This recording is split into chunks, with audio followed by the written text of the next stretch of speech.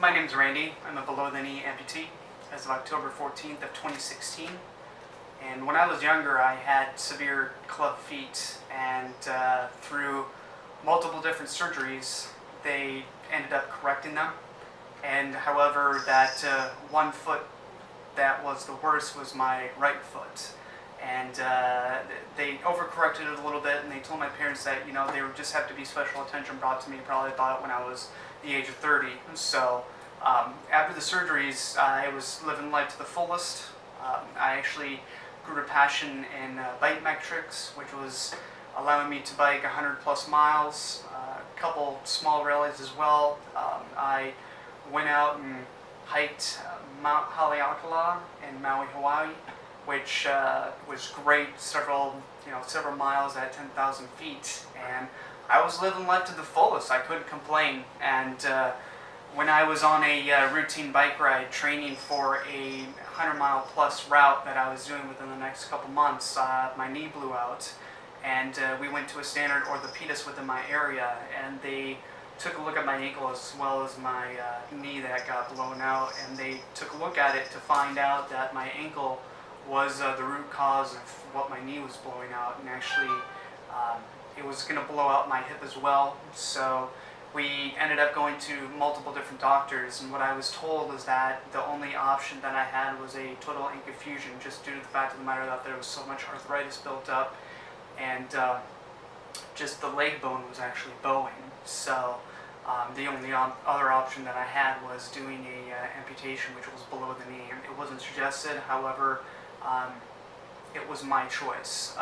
Leaving me with a fused ankle was not what I wanted. It was not going to allow me to perform the routine tasks or perform any bike tours anymore, and basically I would have had a foot, however I wouldn't have been able to move it. So on October 14th of 2016, I went in and had my right foot amputated, and throughout this time, when you have an amputation, you need to look for a foot, and I was looking at multiple different carbon feet at the time, and I stumbled upon the rush foot, and I couldn't, through Amputation Correlation of America and other places, you couldn't find a better foot to actually have on your prosthetic. People were surfing, people were doing bike rides and whatnot, and I said, you know what?